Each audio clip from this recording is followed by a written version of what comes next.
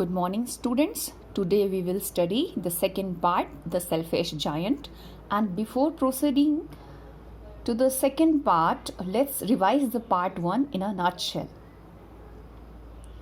In Selfish Giant, part 1, we read that on Giant's return to his castle, he found the garden being used by the children as a playground. He built up a high wall around his garden and put up a notice board: trespassers will be prosecuted. This is really an act of selfishness. This very act makes it evident that the giant is very selfish. His crude selfishness will prompt him to drive away the children playing in the garden. The giant did not allow the children to enjoy the beauty of the garden. Of course, the beauty of his garden are the beauties conferred upon it by nature. The high wall symbolizes the selfishness against the children who are blessed by Jesus Christ. It is a wall between nature and wall. The wall around the garden amounts a violation of the commandment of God, the love to and in children who are simple and innocent should be loved. The giant deprived the children of their communion with nature. Of course, the giant was punished by nature for being selfish. Neither the spring nor the autumn visited his garden. Only winters prevailed all over it throughout the year. Now, let's go to the part 2. Let's begin. He saw a most wonderful sight. Through a little hole in the wall, the children had crept in, and they were sitting in the branches of the trees. In every tree that he could see, there was a little child, and trees were so glad to have the children back again that they had covered themselves with blossoms and were waving their arms gently. Above the children's head, the birds were flying about and twittering with delight, and the flowers were looking up through the green grass and laughing. It was a lovely scene. Only in one corner it was still winter. It was the farthest corner of the garden, and in it was standing a little boy. He was so small that he could not reach up to the branches of the tree, and he was wandering all round it, crying bitterly. The poor tree was still covered with frost and snow, and the north wind was blowing and roaring above it. "Climb up, little boy," said the tree, and it bent its branches down as low as it could, but the boy was too tiny. Now, see the word's meaning. Now here, sight. Sight means the ability to see. Next word is crept, means move very carefully so that nobody notices you. Then twittering. Twittering means chirping noises like birds twitter. Delight means great pleasure or joy. Farthest. Farthest means at the greatest distance in space or time. And then bitterly means in an angry and disappointed way. Now let's go through the meaning of the paragraph. The giant saw the most wonderful sight. Jumping out of his bed, he came out and saw children playing in the garden. They were sitting in the branches of the trees. All the trees were full of flowers. The birds were chirping and twittering joyfully on them. It was really a wonderful scene. But in the farthest corner of the garden, a little boy was sitting. He was too small to climb the branch of the tree. He was crying bitterly as he was unable to climb the tree, and the tree was still covered with frost and snow. A north wind was blowing and roaring above it. The tree suffered winters because it was not blessed with any children on it to keep it happy, keep the tree happy. Okay, now the next paragraph, and the giant's heart. And the giant's heart melted as he looked out. How selfish I have been, he said. Now I know why the spring would not come here. I will put that poor little boy on the top of the tree, and then I will knock down the wall. And my garden shall be the children's playground forever and ever. He was really very sorry for what he had done. Now the explanation of the paragraph. By now the giant realized his mistake.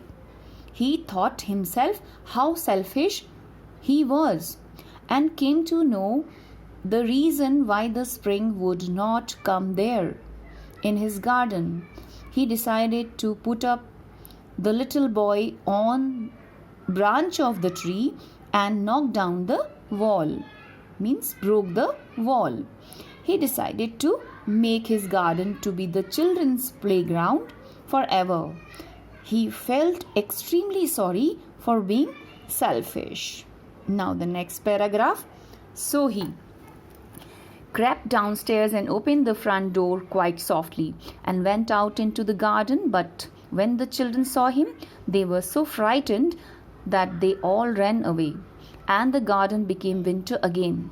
Only the little boy did not run, for his eyes were so full of tears that he did not see the giant coming. And the giant stole up behind him and took him gently in his hands and put him up into the tree. And the tree broke at once into blossom, and the birds came and sang on it. And the little boy stretched out his 2 arms and flung them round the giant's neck and kissed him. And the other little children, when they saw that the giant was not wicked any longer, came running back, and with them came the spring. It is your garden now, little children, said the giant, and he took a great axe and knocked down the wall. And when the people were going to market at 12 o'clock, they found the giant playing with the children in the most beautiful garden they had ever seen.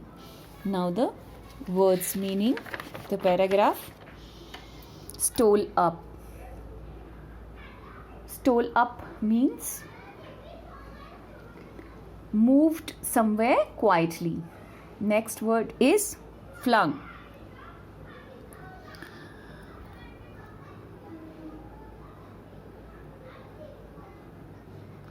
Next word is flung in the paragraph. It means threw something suddenly and carelessly. Okay, flung.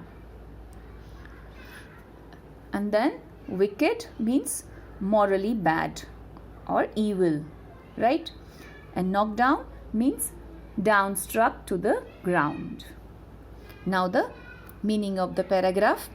Now the selfish giant converted into a kind-hearted giant. He went out into the garden softly, but when children saw him, they scared. Who scared? Children scared and ran away from him. And once again the garden became gloomy, means dark, due to winters. Only the little child did not run away from the giant because his eyes were full of tears. So he could not see the giant coming towards him. And the giant put the little boy onto branch of the tree. Consequently, the particular tree beneath which the child was standing and wandering around it, it emerged with blossoms suddenly. Birds sat on it and they sang sweetly.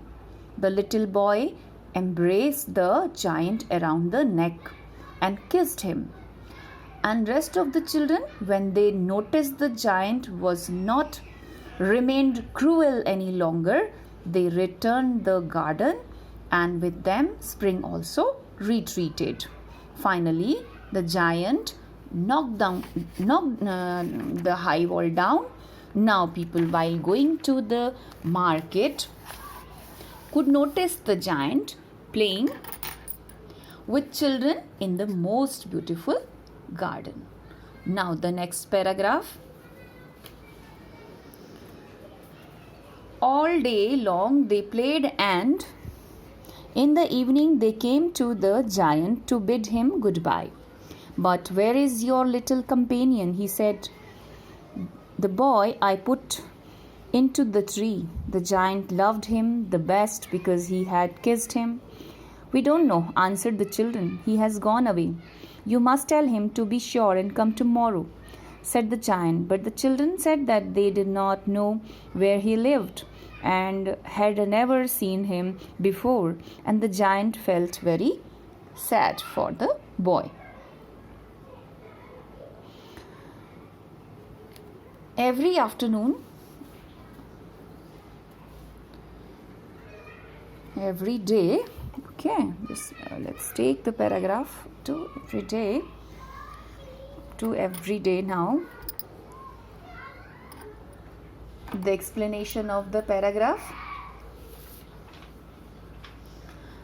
In the evening, when they came to him to say goodbye, he asked the children about the little child whom he saw once in his garden. The children replied that they did not know the little child. This made the giant very sad. Actually, the giant loved the little boy the most. Although he was very kind to all the children, yet he wished for the little boy and often asked about him, that how could he meet and see the little boy. Now look at from here. Years went by and the giant grew very old and feeble. He could not play about anymore, so he sat in a huge armchair and watched the children at their games and admired his garden. I have many beautiful flowers, he said, but the children are the most beautiful flowers of all.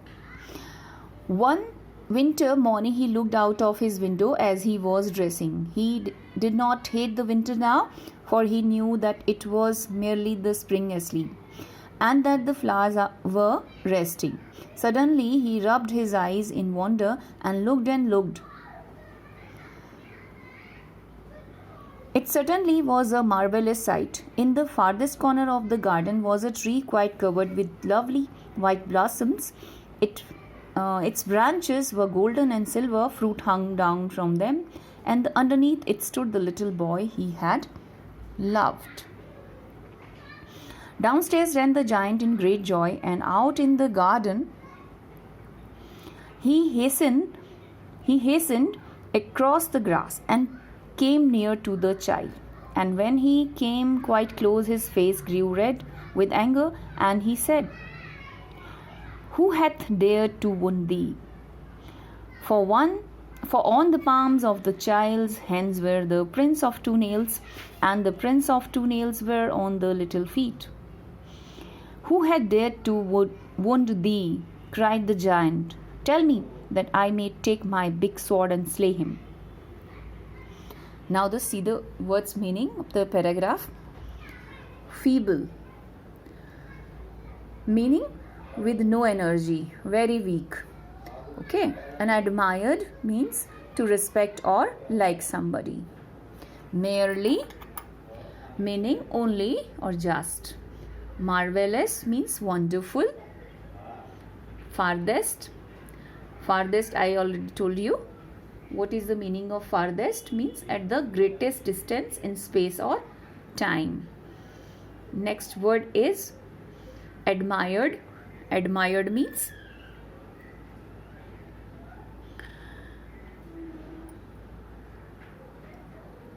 to respect or like somebody, and merely means only, just, marvelous, wonderful, and underneath means under, below. Hasten mean to be quick, to move quickly. Okay, and then next word is hath. Hath means, it's the word used in ancient English, have or has or had. Dared means enough courage to do something. Wound means an injury to a part of the body. And then slay means to kill violently or to murder. Nay is in the next one paragraph. So now let's understand the meaning. With the passage of time, the giant grew very old and weak due to old age. As he could not play about anymore, so he sat in a huge armchair watching the children play or games. Okay. He realized that the children are the most beautiful flowers of the garden. One morning in winter, he suddenly saw the little boy whom he loved. He could not believe his eyes, so he rubbed his eyes in wonder and tried to look properly. He saw the little boy standing underneath a tree covered by white blossoms. The tree was it was having white blossoms on it. The giant ran to the little boy happily, and coming closer to the little boy, the giant noticed marks of wounds on his palms and feet. The giant grew very sad, very angry, to the extent he wanted to kill the culprit who caused the hurt or the wound on the palms and feet of the little child, and asked the child, "Who has done this? Who dared to wound you?" Actually, they were the marks of 2 nails, okay, on each of his palms and feet. Now, what happened to this? Next paragraph.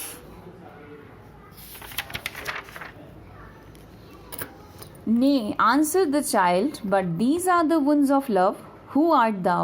said the giant, and strange awe fell on him. And he knelt before the little child. And the child smiled on the giant and said to him, "You let me play once in your garden.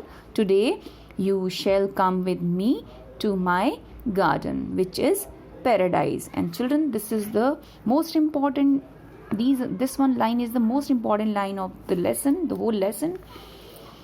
Here the conclusion lies. Okay. "Today you shall come with me to my garden, which is paradise." And when the children ran in that afternoon, they found the giant lying dead under the tree, all covered with white blossoms.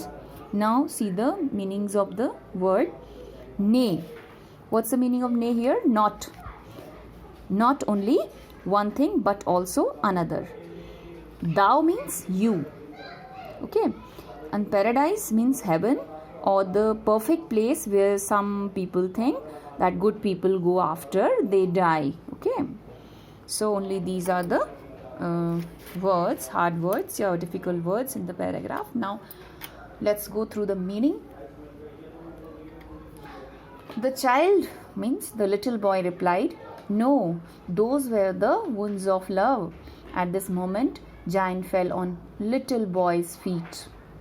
The little boy smiled and told him that he will let the giant play or live in his garden, which is paradise, means the heaven where only good people exist, because the giant once let the child play in his garden.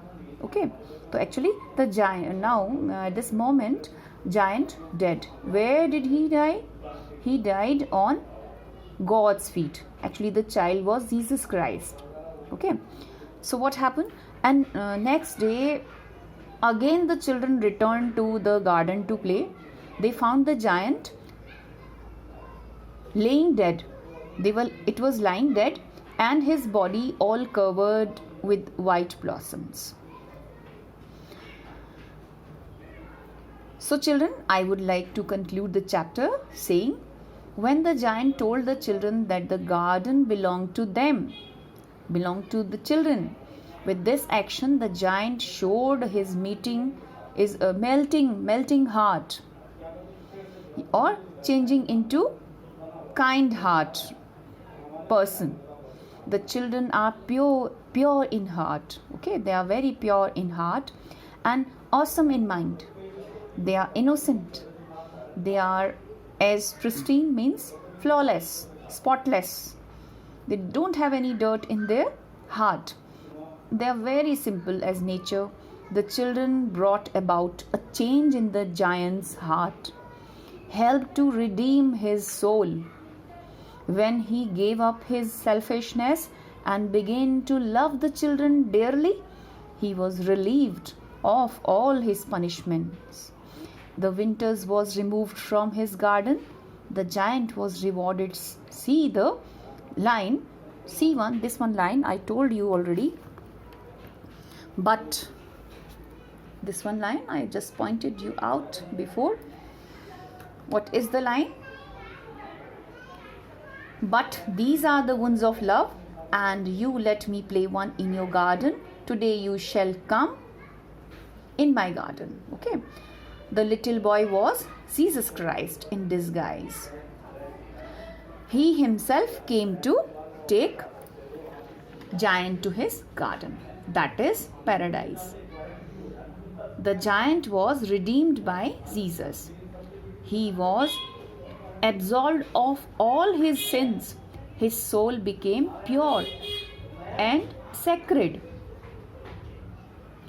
The white blossoms that covered his body symbolize the purity and sacredness that giant's soul attained, and everlasting peace that the giant's soul attained, and the everlasting peace he obtained after his death.